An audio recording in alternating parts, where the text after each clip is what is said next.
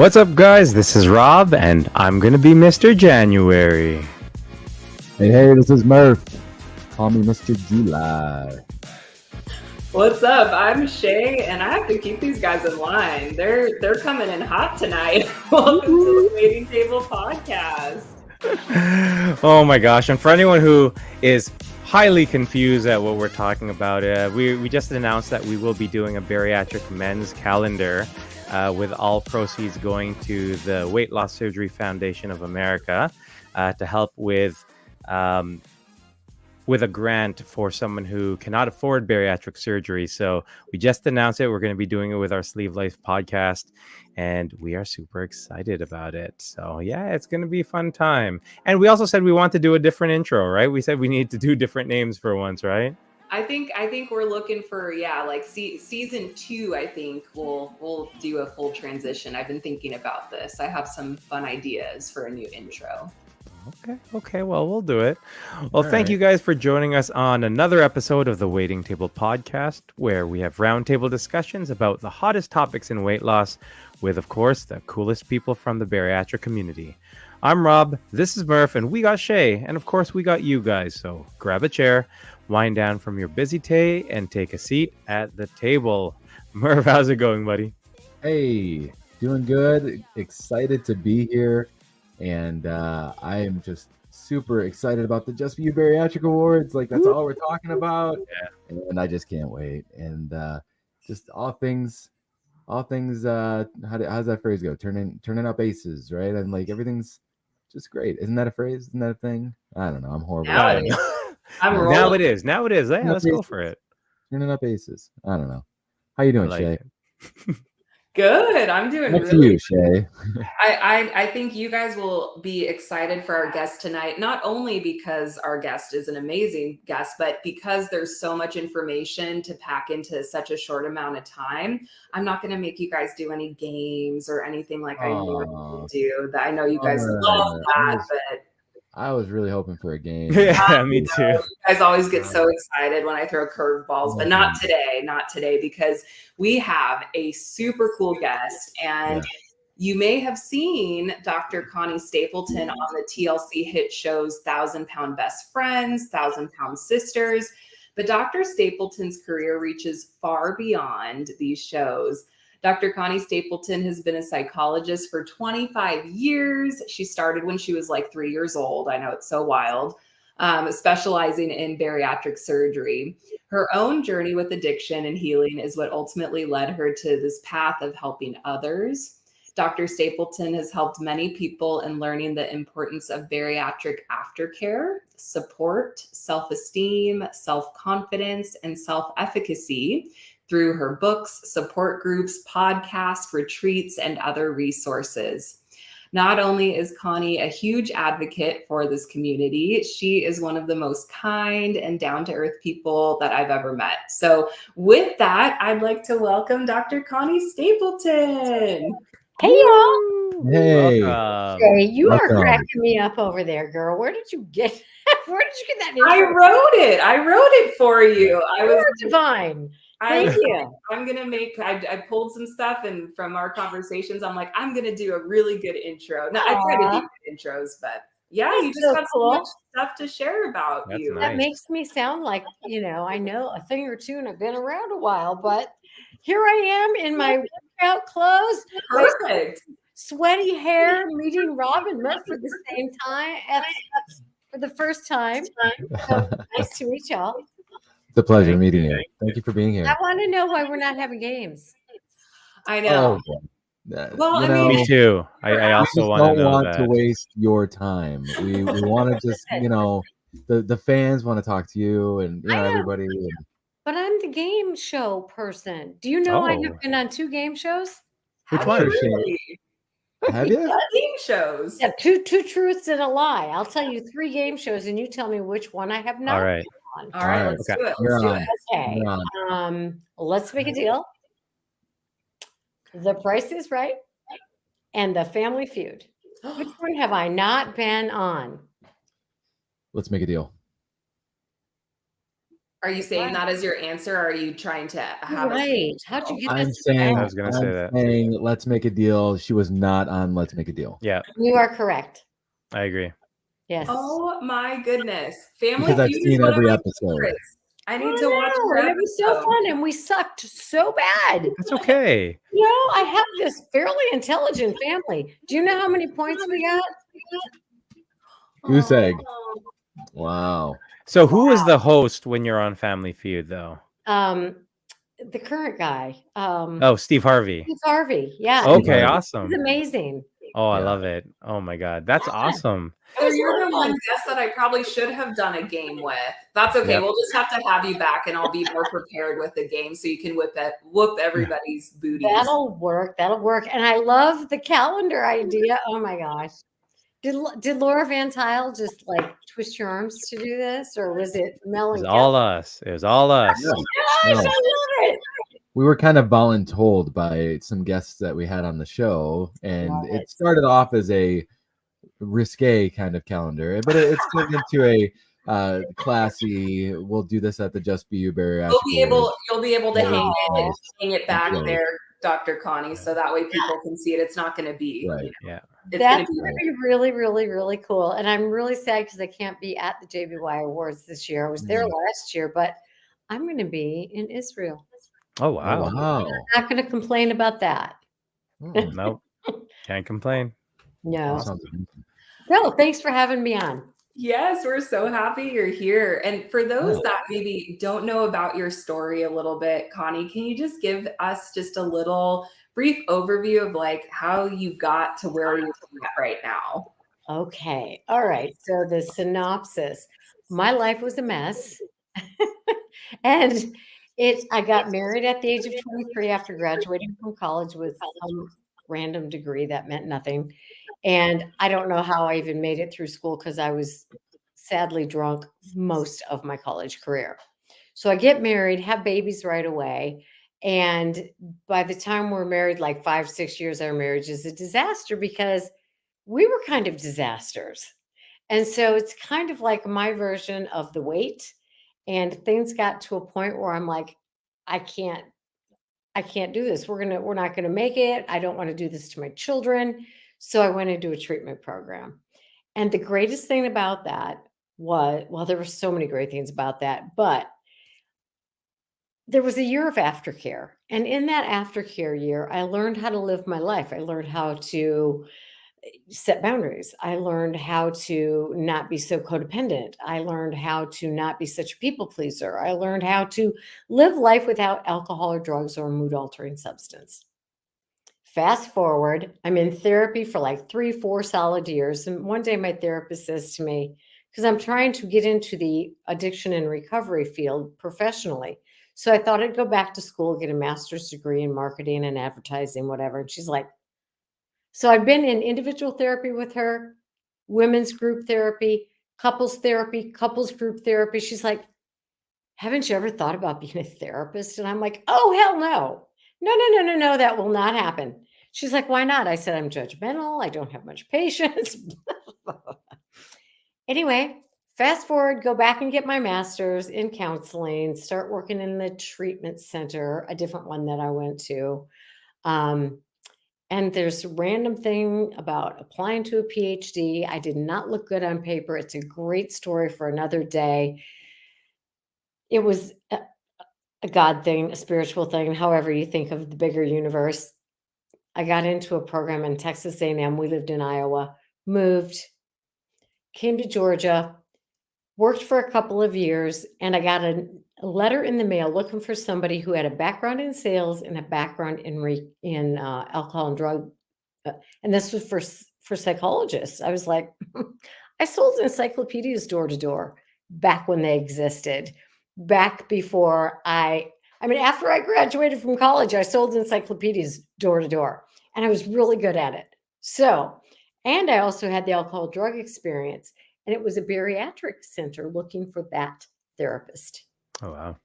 And the guy that was working there at the bariatric center, the psychologist, also had a background in alcohol and drugs. And he knew that aftercare was what made all the difference, not the treatment, not the bariatric surgery, but how you learn to live without that relationship to food, the unhealthy one. So that's how I got into this. And that was 20 years ago. Wow. That's an incredible story. Yes. Wow. And I love hearing you tell that story. I feel like I just love hearing you speak because it's right. Like it's so honest and it's so candid, and I absolutely love it. And so, from my point of view, and if you can share a bit more of what Bari Aftercare entails, like I know that you talked about the whole aftercare thing, because for me, it's the exact same view that you have, and I'm in Canada, and aftercare is, sorry Canadians, is not very existent because the way our funding works and because the way our program works. You know, you're with the program for a year and then you're discharged and see ya. And I think that this is perfect. I think this is needed. I'm a peer mentor with the UHN, which is the hospital network, and this is what I've been telling them all along that we need to focus on. Oh, I love that. So yeah, let me tell you a little bit more about that. And when I say aftercare, I mean it in a very different sense than a bariatric center would mean it, because aftercare in a bariatric center is follow up with the dietitian, have your 6-month and your year labs drawn, right? Come to the support group once a month, and there you have it. That doesn't cut it, because you guys know, and I know from my own experience, that I didn't have a clue how to live life without altering my mood through a substance. And for some people, they're emotional eaters, and so food is their coping skill. So I needed to learn coping skills. So when I say aftercare, I mean ongoing immersion in those first couple of years to learn, how do I say no to people? How do I say no to myself? What do I do when I'm stressed? Because stress is the number one reason people tell me when they come back that they've regained. So coping skills for dealing with stress. You know, how do I deal with comments from the family? And how do I deal with people who treat me differently? Because I didn't fit in anywhere before. Now people think I fit in, but I don't feel like I fit in. So it's the, you know, the mind, body, the social, the spiritual, it's the whole person. So that's how I tackle it. It's more than just eating and exercise. It's dealing Absolutely. with life, families, friends, and Well, with a lifestyle change, you know, comes a change in your entire lifestyle, and we have to relearn how to do so many things. I remember early in my journey, it was simple things like drinking and eating, but now 2 years post-op, yeah, I have to learn how to accept a compliment. I have to Right. learn how to, you know, I feel like I walk differently altogether, like physically. You know, we've got the what do we call them before, the baby giraffe legs, right? Like our legs are kind of unstable, and we got to like, and it's, you know, muscle memory is different. Like so many things have changed. But yeah, you go to your bariatric center, and they, you know, mine didn't even do the blood work for my 2-year post-op appointment. He just said, "Hey, let's schedule for next year." But it's just like my mental health, that for me has been the hardest part. Just it's unbelievable, and I feel like nobody told me that, and it's like how unfair. I don't think I would have actually second guessed doing this. I would have this surgery again and again and again, because it truly saved my life, but I would have given it an even longer thought, just a little bit longer of a thought, if I would have known that my mental health would be not so much suffering, but just challenged in a way that it's never been challenged before. And so, yeah. I have two thoughts when I hear you talk about that. And the first one that came to my mind is, you know, a lot of professional sports people will tell you that becoming an incredible athlete is, you know, it's 80% head stuff, 20% physical, but they spend 80% of the time working on the physical and only 20%. And it's kind of like that with bariatrics, right? And the yeah. other thing that I thought about, and I don't know if this makes people like me or hate me, but when I do pre-surgical evaluations, because I felt super unethical as a professional, knowing what I know that people don't know they're getting into, Yeah. right? I created a series of 10 videos and I call them Mind Prep. And I require the patients that I see to watch the first 5 and take quizzes because I want to know they watched this. Because 1 hour with a patient is total crap. I'm getting information from them. I want people to have information. So they're required to watch those. And I'll tell you, I get such good feedback. Initially, people are like, are you kidding me? More things to check off. Right. But then they're like, that really helps me think about things I would not have thought about. So recently, I turned that video series into a book called Mind Prep. But it's not just for pre-ops, it's for pre and post-ops. Okay. Very cool. Where could we find that book? On Amazon or my website. Yeah. Beautiful. I love it. I'll put a link in the comments for those that are interested. There it is.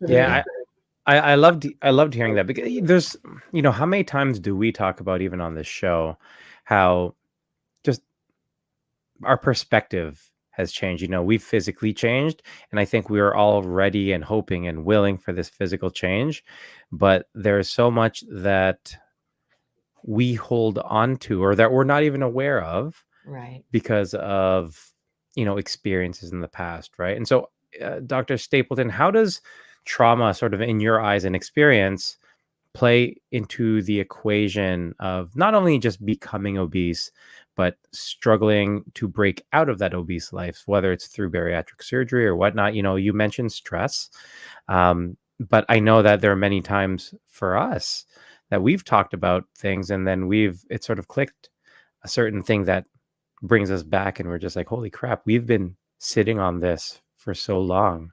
Yeah.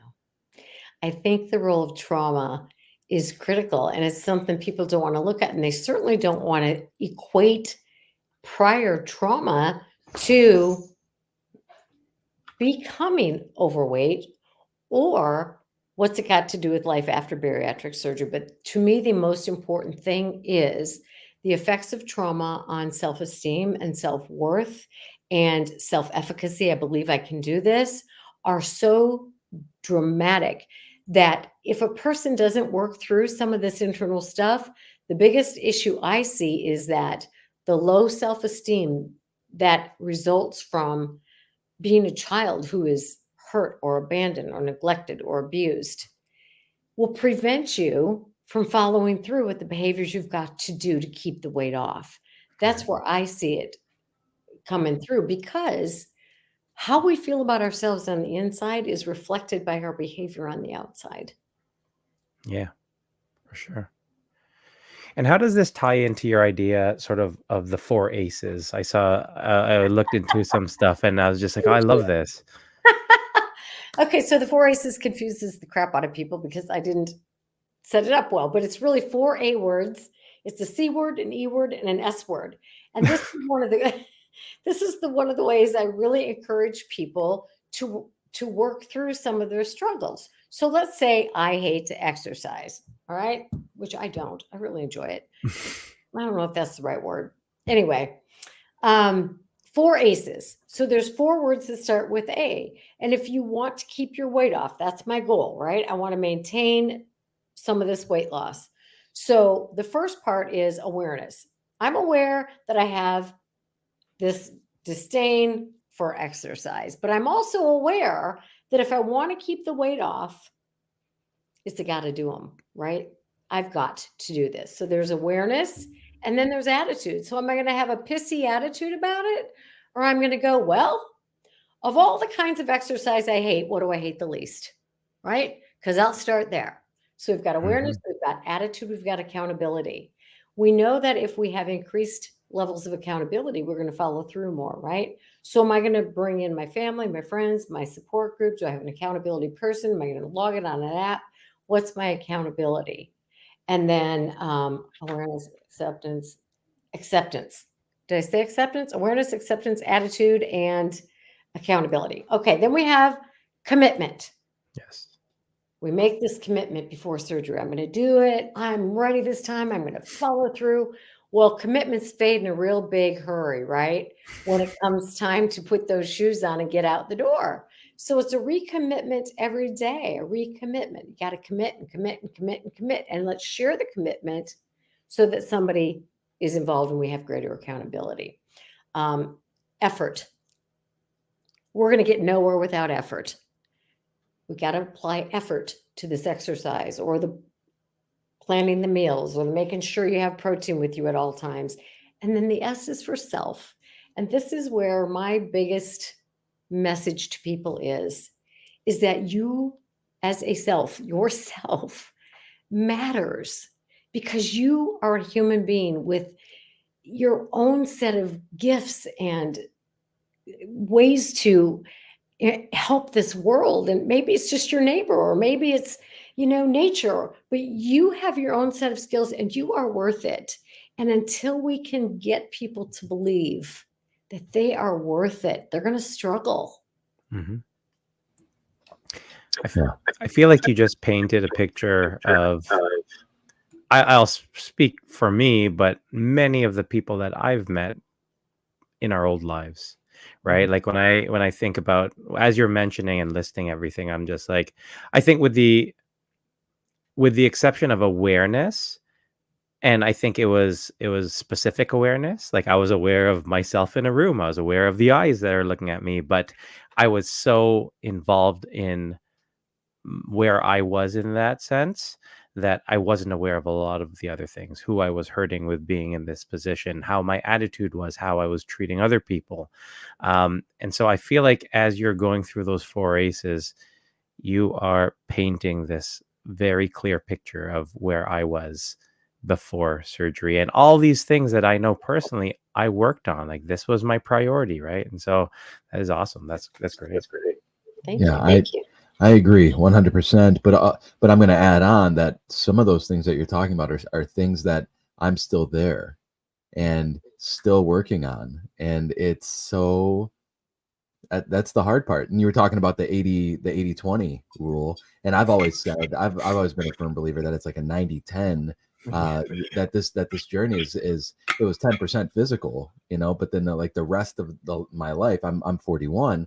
So I've got, another half life to go. And it's, I'm going to be working on my mental health that whole time. And I was working on mental health before, but now it's like, that's all I've got left to work on. I don't have to lose the weight anymore. I can stay healthy. I've got the tool that I need to keep me at, whatever the weight is that I want to be at. Right now I'm at 175 and I'm loving it. And, but my mind, like, it just hasn't caught up yet. And so being consistent and having that consistency, and it will, I know it will. And I love the pointers that you're giving, and I'm recording on my phone over here because I want to go back and watch this like immediately. I take notes, and this is fantastic. Thank you so much. You know what, Murph? I'm a whole hell of a lot older than you are, and I still have to do these things myself every day. I'm 35 years into recovery from my own addiction, and I still have to do these things constantly. And fortunately or unfortunately, I have some really good friends who will like kick me in the rear when I need to look at something and go, awareness for you there, Con. That's these guys right here for me, for sure. It's also that perspective, Murph, that you were just saying, I'm 41 and I want to live my other half life and I'm going to be working on this. But if you thought about who you were back then, you wouldn't have another half of life, because how much life would you have left if you continued the way you were before, right? I know I look at myself and I think I would have been dead in 10 years, right? So you've afforded yourself that other half. So now you've afforded yourself that ability to focus on you, right? Yeah. That's big. My my doctor said I wouldn't make it to my 40th if I didn't have this surgery. And so I turned 41 this year. So yeah, absolutely. I'm celebrating. I love it. Don't get me wrong. Yeah. But the mental health side of things, it's so under talked about, underrated, underestimated. It's I don't know. It's just there's not enough awareness for the mental health aspect of things. And listen, when I started in this field, which was, 20 years ago, I was a lone ranger, let me tell you. People did not want to hear what I was saying. But fortunately, today there's a lot of mental health professionals who are working in this field, and it's really, really nice. And one of the things that you guys both alluded to is you wouldn't be here, right? So how I look at weight loss surgery is it's an opportunity.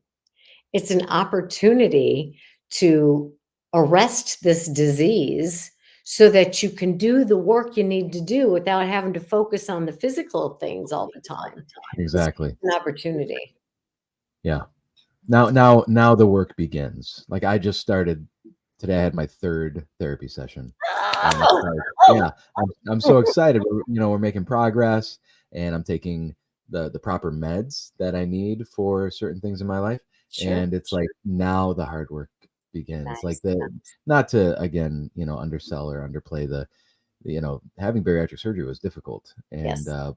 But wow, this is a lot harder than I thought it was going to be. And information like this and having somebody, blaze a trail like you is so helpful. And Rob was my go-to. He had surgery before me, and so I leaned on him, and he took me under his wing and taught little Murph what to do, and It's so great, right? That's what we do. We pass it on, right? We give it away. Exactly, and that's what we're doing here. And yeah, this is fantastic. I'm gonna step out for a second, but thank you. I'll be right back. Okay. I got to say, you guys really have a lot of insight. And I've met with Shay. I've talked with Shay a couple times, and I'm like, man, I wish I'd have had the insight you guys have when I was your age. Oh. Really? You haven't talked with Rob long enough yet, so don't make your assessment quite yet. No, I'm kidding. Correct. I agree. He's a kid. But I think the thing that I was picking up to, and Murph was talking about, it can feel really daunting because when weight has been such a struggle, for the majority of most of our lives, and then you get to a point where you don't have to focus on it like you did, for so much of your life. It's almost like this, like, oh, shoot, though, there's still other things that are going to be hard that I'm going to have to work on. I'm still going to make mistakes and learn and grow. And that can just kind of feel daunting and freeing. Like, I think for me, initially, it felt daunting of like, oh gosh, I'm going to be learning for my whole life. Like, that kind of sucks. But then it's like, oh, but that's cool, because that's what makes life like worth living. If I was just stagnant and didn't learn anything, that would be so boring. But it can feel really daunting at first. And yeah, so I just want to validate that, I guess. It really can. It's like, wow, you look at all these things like boundaries and communication skills and setting limits with myself and learning. It's like, whoa. So you just live one day at a time, right? And I've started this thing recently where I encourage people to, for everything you do during the day that you are like, that's a win for me. Whether it's saying no to yourself for something that's not good for you, or in my case, it would be talking nicely instead of barking at someone if I'm angry. Anything you do that you consider to be a 1, give yourself a +1. Mm-hmm. And we're not going to take anything away. If you make a mistake, we're just going to look at what we're doing well, right? And the goal, the competition, is see if next day, tomorrow, you can get more +1s than today. Right. So it's just, let's look at what we're doing well, because we're so good at looking at what we're not doing well. I love that. I have notes on my hand, but not for this. My handwritten notes. Studying for an upcoming test. No. It's my target list. That's a really good tip. Oh, sorry. Go ahead, Shay. Oh, I was just going to say, one of the things, Connie, when we were, promoting that you were going to be on our show and stuff, I had quite a few people say, I love Connie because she tells me like what I need to hear, even when I don't want to hear it. And she's really good at that in a good way. Like, people were saying it in a good way. And one of the things I was curious on, if you could shed light on, is I know that looking back before surgery, I saw myself as a victim a lot. And I think that's a common thread that I see within the bariatric community. What's your experience with that? Why do we do that? Why is it so hard to see when we're victimizing ourselves? And maybe just if you could shed a little light on that. I love that you brought that up, because you know what? People will hear it when you say it. If I say, "Oh my goodness, there's so many people in the community who have this victim mindset," then that's not going to be received so well. But there's a valid reason for it, right? And when you are a child, if you're in a situation where anything not great is happening around you, you are a victim, right? Where are you going to go? Parents fighting all night long. What are you going to do? You know, if somebody's hitting you as a child, what are you going to do? So children are victims of so many things. As adults, unless we're being kidnapped or, whatever, the majority of the time we are no longer victims. But what has happened is we have infused ourselves with this, I'm a victim, because we learn what we live.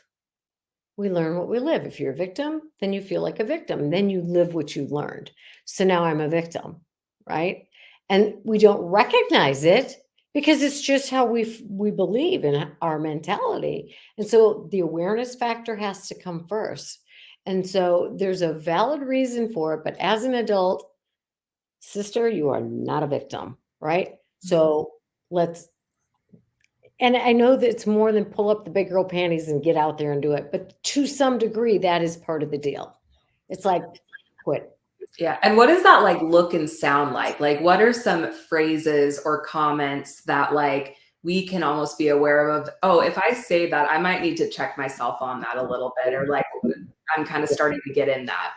Okay. So here are some good ones. Well, why does everybody else just seem to get away with eating anything they want and I don't? Well, that's not a true statement, right? If you go by the bell curve, we'll do science here. There's a bitty percent of the population who can really eat what they want and get away with it, right? Most people have to balance exercise and nutrition and deal with your genetics and all those things. Okay, so that would be a victim-y statement. I'm like, when you ask a question that's why me, the answer needs to be, why not me? Right? Why not me? Right? Because life happens to everybody. Other victim kind of statements would be, that's not fair. Right? It's not fair. Life ain't fair, right? We tell that to children all the time. It's not fair. Why do these things keep happening to me? Here's my favorite victim statement.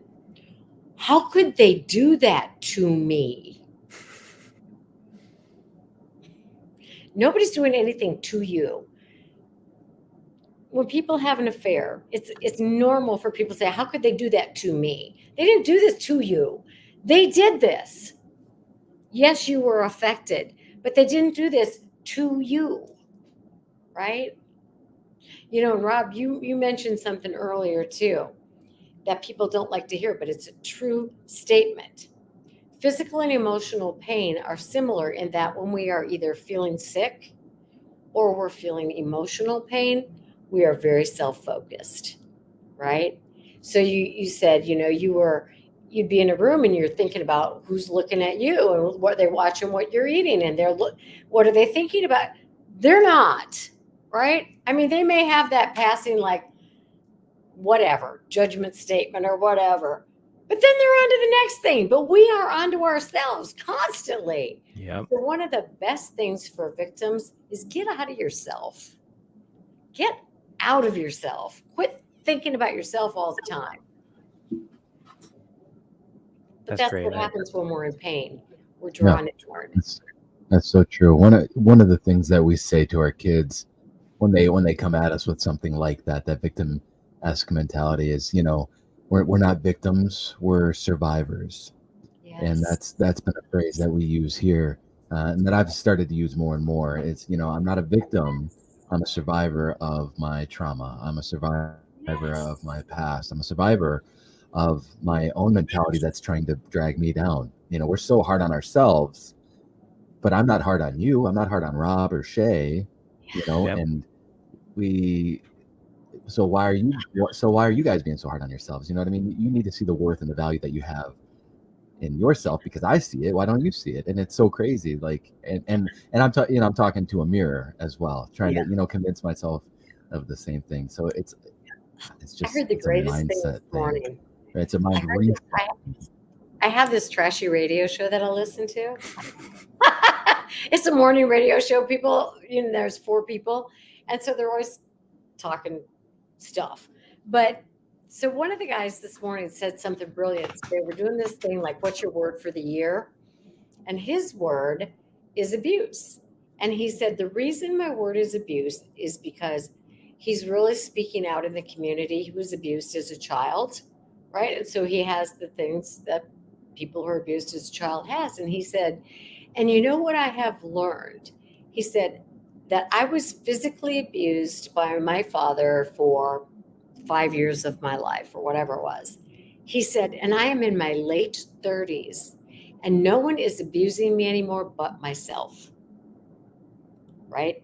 We live what we learn, and then we learn what we live, and then we live what we learned. So we have to learn to stop abusing ourselves with food, alcohol, negative self-talk.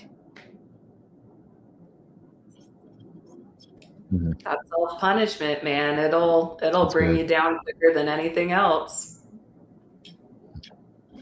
So, I love hearing everything that you're saying, but I think that realization can often cause us to sort of shut down and not want to share, and sort of, I was watching an episode, or actually I was watching a clip of one of the episodes where you were talking with Tammy on 1,000-Pound Sisters, and like she was having a lot of challenges with moving forward and talking about the different lifestyle and choices, and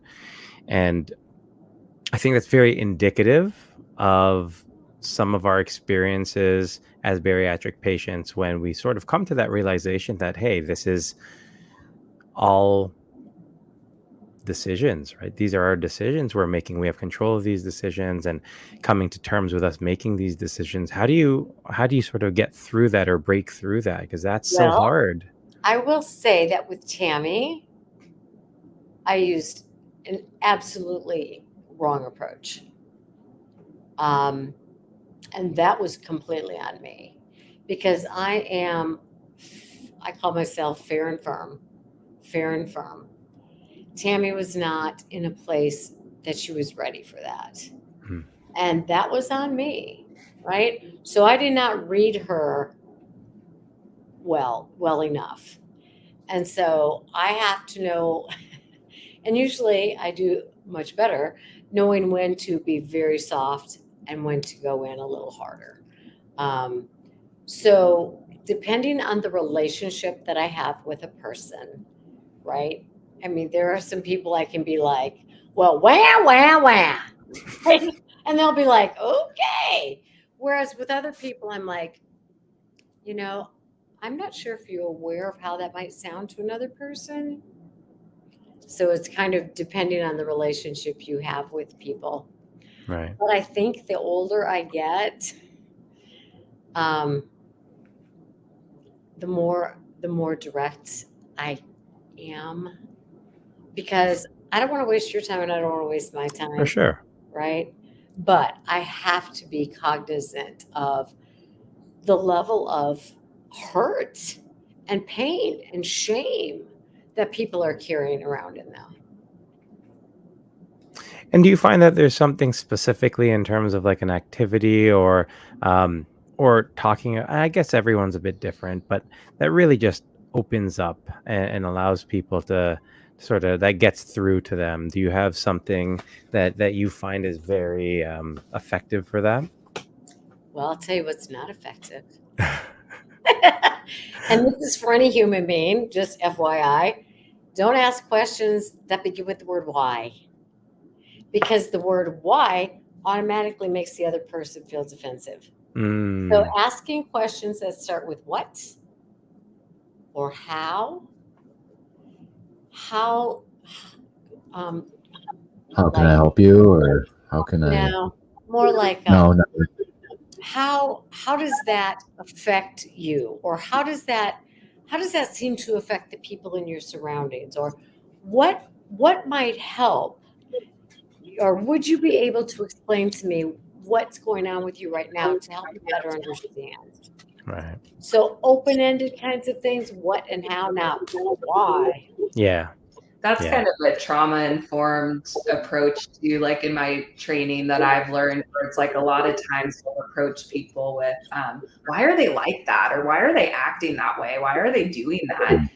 Instead, it's asking that question of, ooh, what's happened to God? What's happened to them to get them to this place? What's gone on in their life that is making them feel they need to respond that way? And so I think it can be helpful in that way too, when we're thinking about other people, of like, why are they being so XYZ? It's like, oh, what's happened to them to get them there, That right? is such a beautiful thing, and we're all, I don't know if it's societally trained to be judgmental, right? Or whatever. Maybe it's human nature. I don't know. But we can be darn sure that everybody comes from somewhere, Hmm.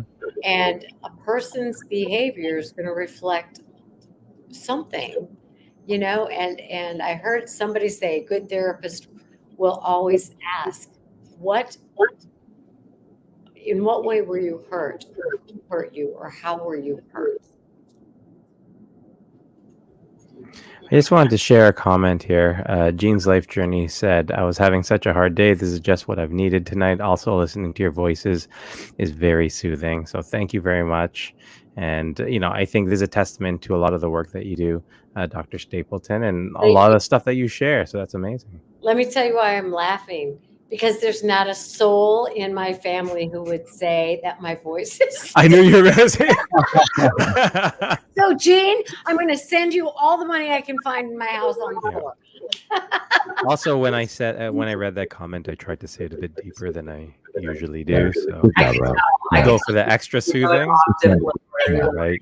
Yeah. Like I was singing in like I was doing the talking part in a Boys to Men song, or baby, Baby. I was Wow, trying. that's what you were going for. Okay. I was going for that.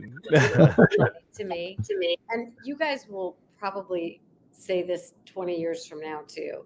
I never lose enthusiasm for this. I just don't, because, like you, I know how different my life is compared to what it was like. And I know the trajectory. And probably would have been married 5 times. And, that my life is so different. And the reason I do what I do is because I want other people to experience. It's not all roses, right? But dang, let me tell you something. Compared to what it could have been, woo! Oh, for sure. And Absolutely. with that, Connie, like, for those that are in a spot right now where they're at like just the deep end of the pool, whether it has to do with weight related things, or they're just kind of at a place where it just feels very lonely and hopeless and empty, and that like there's just not a lot of hope. I know this is kind of a big question, but it's like, what's like just one next step? What's one thing to focus on, or one thing to keep in mind, for people that are kind of at that deep end right now? Remembering that millions of other people have been in the deep end, and they can share with you that it will get better, right? So remembering that we are not alone. Many of us have been. I remember sitting in a therapist's office one day, and it was at one of the lowest points of my life, and literally sitting there thinking, I don't want to kill myself, but I literally don't know how to live in it. I can't live like this. I don't know how I'm going to live. And in that moment, I didn't have this thought, but I'm encouraging you to have this thought. Remember that there have been millions of other people in that place, and that they have lived to tell you, just hold on for one more day, reach out to somebody, take a long nap, go to bed for a week if you have to, whatever. But in that moment, the thought that I had is, nobody can do this for me. Nobody can do this for me. Nobody's going to rescue me. Nobody's going to save me. Nobody can fix this for me. So I'm either going to cave or I'm going to just at least breathe through the next moment. Right? And that awareness, it's a tough one because nobody can do this for you, but you can't do it alone either. So it's reach out to somebody is what I would say. Reach out. Reach out. I've never heard the guys this quiet before. I can tell that like every single word you're saying is just listening. Yeah, that was goosebumps. That was yeah, that one hit home. Even Murph, I was watching Murph. Murph was just like gnawing away. I knew it. They were coming. I cry every show. It's no surprise. But But Good for you, Murph, by the way. thanks. Yeah, I mean, I just feel very hopeful. Just in this moment, just it's been a pleasure talking to you, and I love how down to earth you are, coming out the gate with like, why aren't we playing a game? Like from I swear I did not tell her to say that. I know they're going to ask me after. No, you tell her to say that, and I'm like, no. No, I believe you. That's Dr. Connie for you, and I absolutely love it. And my sweaty hair and my workout shirt. Come as you are, and I think you're speaking truth, and you can tell because Rob, the goosebumps and the feels and the it's something that penetrates your soul, and it's so good to hear that there's hope. Like you don't have to, like it's gonna get better, and people have struggled, millions of people. I'm gonna hold on. And it is part of that like victim mentality, like why me, and it's like no, it's like there's other people out there suffering, and if I know the answer, which I do know the answer, I'm just not applying it to myself, and once I apply it to myself, I'm going to be better and stronger for it, and then I can go on to help the next guy or gal, or and that's what life's all about, is encouraging one another, and that's what this show is all about, and that's what we want to do. And so just feeling really hopeful, and I love your words of wisdom. Thank you so much. And just one other thing that I want to say is open your mind or your heart or whatever to help from really unexpected places. There was a woman who helped me, and I don't even know her last name, and this was 40 years ago, and I don't know how to find her ever, but I could never thank her enough. She probably didn't have any idea how much she helped me in a moment, right? So just reach out and accept the help. I love that. It's true. It's like you can get help and some support from the most unexpected ways. And even in situations where it's like, man, I would not have chosen to go through that situation, or I would not have chosen to have that circumstance or that outcome happen. And then it's like, oh, wow. And I'm so glad it did. And maybe it takes a while to get to that point of like, oh, I'm so glad it did. I know. And, for me, having bariatric surgery, not being able to get pregnant, like some of the most like heart-wrenching and like horrible experiences, it's only been in the last, I would say, couple months where I'm starting to go, oh, okay, I see where that came in, and I see a little bit more why. And it's not to silver line it or to say, oh, and it was all worth it, or it was all good or whatever. But it's like some of those things have been such big teachers that I couldn't have gotten those lessons in the same way from anything else. So I was listening to a podcast last night, and this will give you even more hope. And I'm totally paraphrasing incorrectly, but basically what this woman was saying, and I have long believed this. So what I have long believed is that people who go through difficult things, right, really difficult things, and do the work to come out really are the happiest people, because they know the pain and they know the work that they've done, and they know how different life can be by putting forth that effort. But she was basically saying the people who go through these big struggles are often the people who have the most strength, because their job is to help other people through it. And had they not gone through it, how could they help other people? Yeah, there's a couple audios like on Instagram that are kind of like that. Like you think I'm nice, you think I'm the nicest person you've ever met, but it's because you don't know the demons I've had to fight to get to this point, the battles that I've had to, the things that I've gone through to get to this point, and I resonate with or they resonate with me rather, or however you'd say that, but yeah, it's true. What doesn't kill you makes you stronger, right? I mean, we all know that, and Kelly Clarkson, and the wise Kelly Clarkson. The wise. I would love to work with Kelly Clarkson. If anybody's got a connection. American Idol. Yeah, exactly. The American Idol winner, 2002. Wow. Someone's a fan. Moment like this.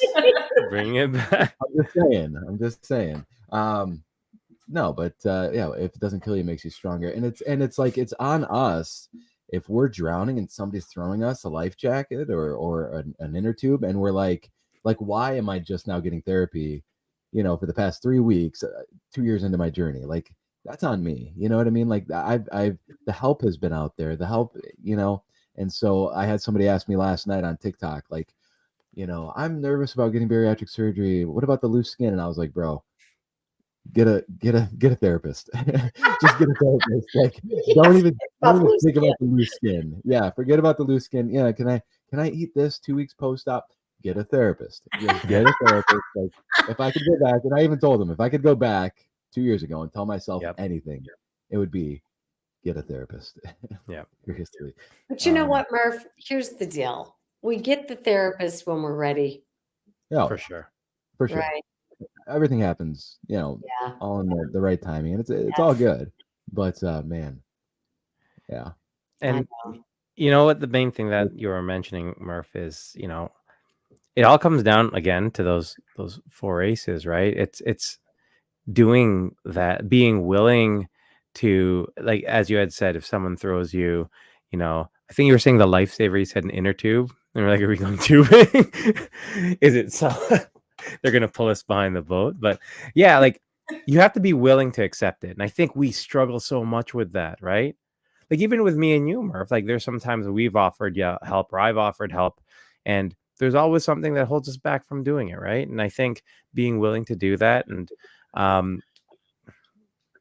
I think that's a big part of it. And I think that's a big part of why a lot of people have changed. I will also say, Dr. Stapleton, in the chat, there's a whole bunch of messages just like Jean had, definitely dropping some gems. I've had a rough year and day as well. This has been really encouraging. Wow, this talk couldn't have come at a better time.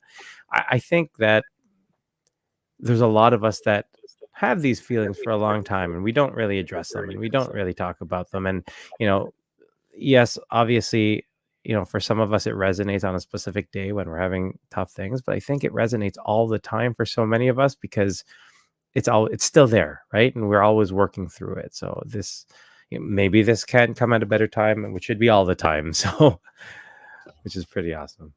What my dog wants to be on. Bring your dog on. Yeah, all animals. All right, Darla. My daughter wanted to be on, and I pushed her. Oh my goodness. Sweet girl. Oh. What kind of dog is she? Is she a golden?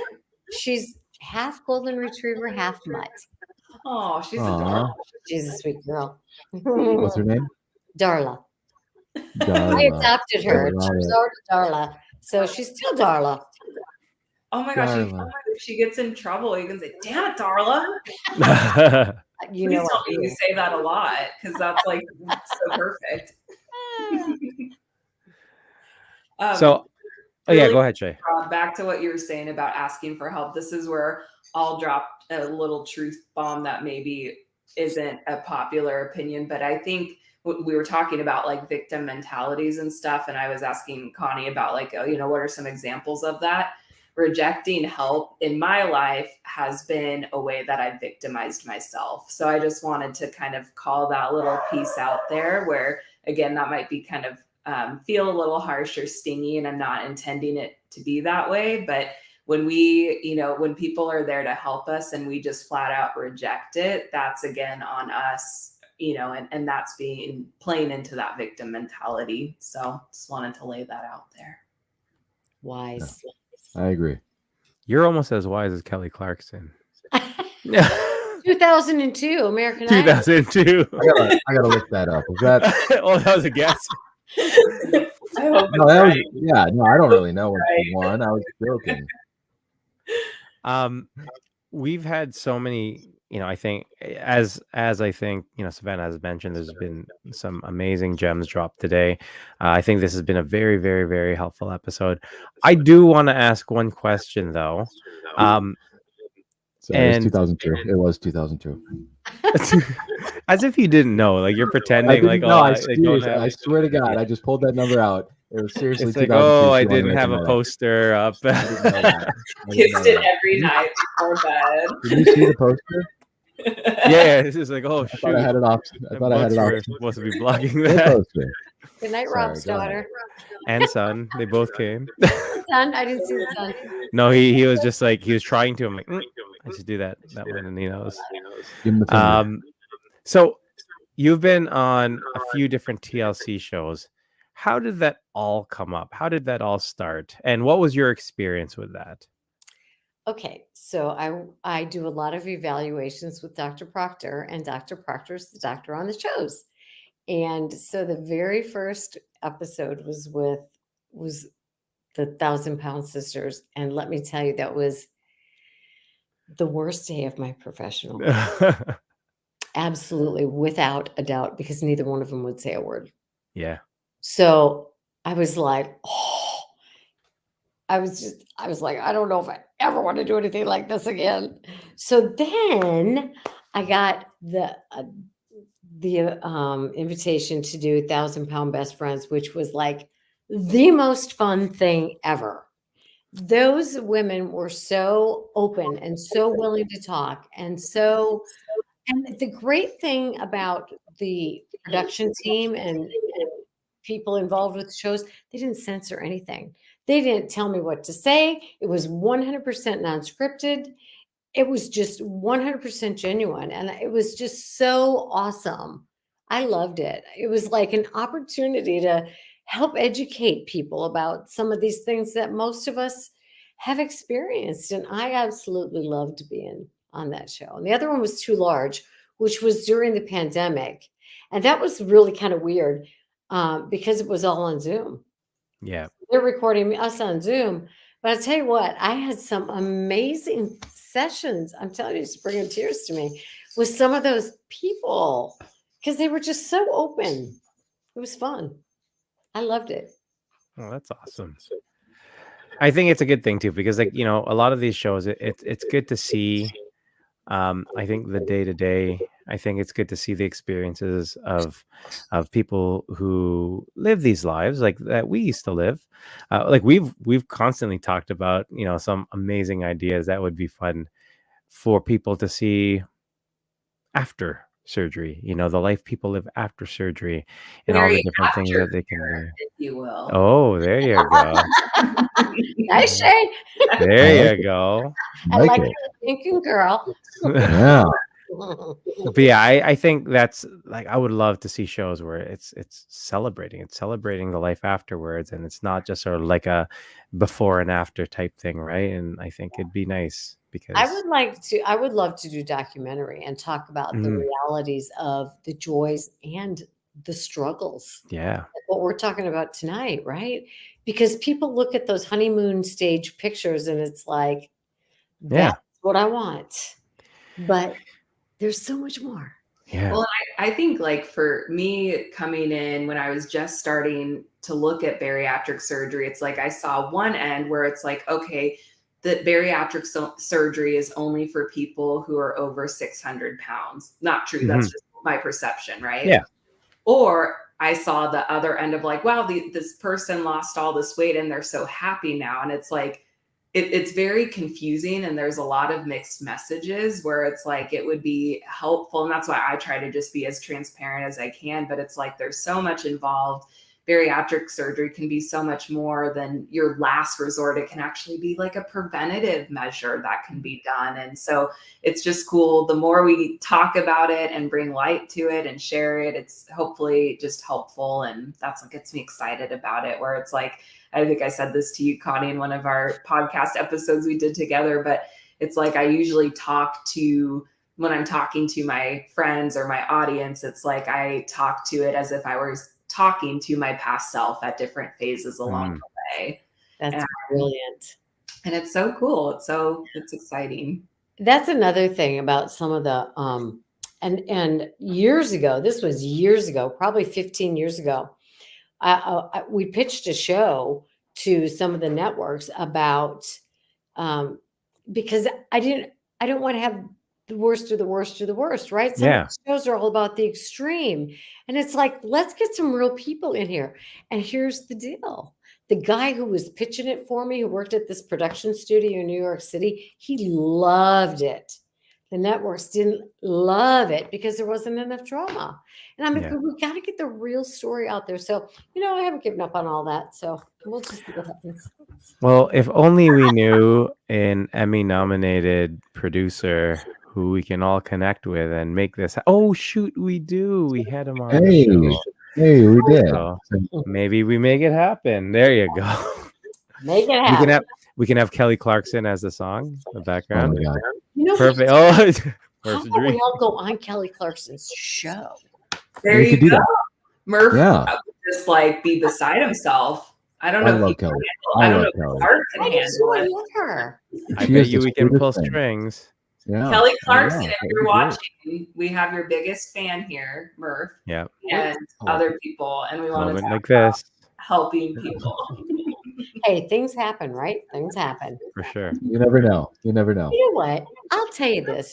Dream, because I swear to God, Look at Shay. all of my dreams, I swear they've all come to fruition. Minus, I have 2 left. And then I'll probably come up with more. But one was to be on a TV show. So that's done. There you go. Now, maybe we could say we could have our own show. That would be next one. But I want to do a TED Talk. And I'm going to have a book published. That's not self-published. Yes. That's awesome. I know. Those are just what I'm throwing out there. So why not? Just do it. Yeah, for sure. Dreams can't come true. The guys, like, they get sick of me saying this all the time. I'm always saying this to them, but it's like dreams can't happen unless you say them, unless you put them out there. How are they going to ever happen? 100%. But that's your thing. I know we're running over time, but let me just tell you one little thing. Oh, we're good. We're good if you are. My husband and I, who battled through all the marital seasons, celebrated our 40-year anniversary recently. Congrats. And thank you. And like 6 years ago, we built this house that we're living in, and it's called the Family Fun Center. Because the family I grew up in was so splintered, and all I ever wanted in my life was a family that felt like a family, like you imagine. So we live near our kids and our grandkids. So we built this Family Fun Center. And I have had people say to me, I remember you talking about that 30 years ago.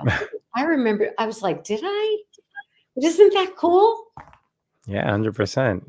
Make your dreams come true. Like, really, just really go for them. Really. And you say write them there, say them out loud. I write them down. And I had talked about this previously that, a lot of times all the goals that I had, all the dreams I had for myself, and I would put them down. I would write them down. I'd have them in affirmations and all of that. And then you fast forward a few years down the line and you actually stop to think about, and they've come true. All right. Like I've created the person who I wanted to be. And I think there's so much power in that. Right. So awesome. Stephen Covey, 7 Habits of Highly Effective People says that things are created twice, first in your imagination and then in reality. 100%. Well, can I hold a little something, like just a little sacred space? I want to watch the guys cringe at that. No, I want to just hold, I think this would be a cool wrap up. It's not a game, okay? But those that are watching with us right now, and I want to go around just with each of us really quick. What is one dream? And I don't want you to say it like I dream of doing this. I want you to say I will do this. So I'll start. Okay. Well, I'll start. And people in the comments, you can write it. You guys can start thinking. But I will be a full-time content creator. This is going to be my full-time job of helping other people, and I'm going to be able to support myself fully with doing this full time for however long I want to do it.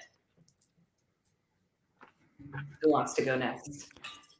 I will support the bariatric community professionally until the time I retire. I will be on the Kelly Clarkson show. That's what I was gonna say. Wait, do we get to come with you? Yes. Yeah, For a documentary. absolutely. All of our Absolutely. dreams can be like interlapped, like Yeah. we all sharing it. I will do a TED Talk and have a published book. Woo! My that is a real dream, but my real dream that that is attainable. Okay. Yeah, but I'm talking to myself. Sorry. I want to just No, live hold my- on. No. Oh yeah. Oh, wait, what am I supposed to say? I will. I will swim with great white sharks, or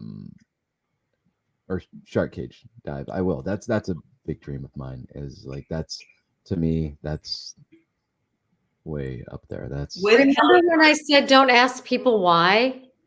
I take it back. Yeah. Why, you nutso? Oh, but then you said the cage thing, and okay. I would free dive with great whites if I could. We but will maybe- free dive as part of press for Okay. our Yeah. bariatric documentary Thank you for your support. with Dr. Connie Stapleton And Kelly. Kelly I'll Clarkson. film and Kelly you. Clarkson. I'll film you, man. I will film you diving. That's just such a huge dream of mine. I dream about it. I love sharks and great whites. Yeah. You We will make it Almost happen. We will Yeah. make it happen, I guarantee.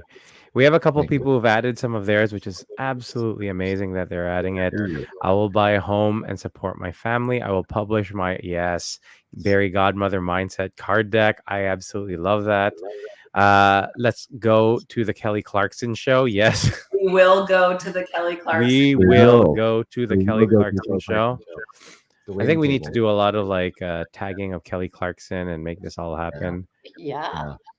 Dylan, oh, I love it. I will write and play music for the world. We will. Let's do it. I will. Yeah. I will make a difference in some way as an RN, as a diabetic educator, or in a weight loss or bariatric clinic or surgery center. And my dream will be to do so with children. I love it. Nice. Dive with. Ooh. All right. Dive with great white sharks at New Smyrna Beach. I want to go to Guadalupe Island, off the coast of Southern California, Mexico. You So will. will be doing that?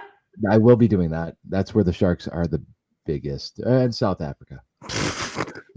I just want the baby ones. I just want to swim with great white sharks. That's it. All right. I will. Hey, that's a good way to end it. I love hearing the dreams. Thank you, everyone, for sharing your dreams and the things that will happen. Shay, do you want to tell us about next week? What are we doing? Yeah, so next week it's gonna just be the three of us. We haven't had a show that's just been the three of us in a hot minute. So we're gonna be Wow. talking all about Just Be You Awards. Sorry, Connie, you'll be with us in spirit. But we're going to be talking about Just Be You Awards, what we're packing, what we're excited about, kind of some plans that we have, some of the things we're looking forward. And I'm sure we always end up talking about poop and stuff like that too. Periods. So that will come up as well. I just feel like I can say that confidently that will probably be Oh, there. 100%. Oh, yeah. This is probably the first episode that hasn't. Yeah. I know. That's what I'm saying. Like that's Yeah. you have a big Yeah. impact, Connie. Yeah. Well, Gotta my make up trash for that. talk show, my trash radio show, they talk about poop all the time. There you go. Yeah. Poop periods show. and crying. That's It's the the send Bert me the Show. link. BERT. Listen to the Bert Show. It's hysterical. You'll love it. I love it. On it. Well, and I was going to ask you too, Connie, just before we close out, for people that are like, I love this lady. Well, that's actually what everybody's been saying, that they love you. Where can they find you? Where can they hear more about you? I know you have a really cool podcast. Just where can they find you? The podcast is called Bari Aftercare, Bari Aftercare. And I have a whole program called Bari Aftercare. And just my website, ConnieStapletonPhD.com, has all the stuff. Love it. Thank you guys. This has been like Thank you. the most fun. I got to tell you, the most fun. Yes. Oh, that means a lot. Thank you so much again for coming on, sharing all your expertise, sharing your story, your candidness, your laughter. Oh my God, I love it. And I love encyclopedias, just so you know. I grew up always having them, and every time I go to my grandfather's house, I would always go through all of them, and I absolutely love it. So thank you so much for sharing all of the information with us tonight. As you can tell from everyone absolutely loved it. And once again, thanks all of you guys for joining us on the Waiting Table podcast, where we're serving the weight loss community 1 pound at a time. Thanks, everybody. Have a good night.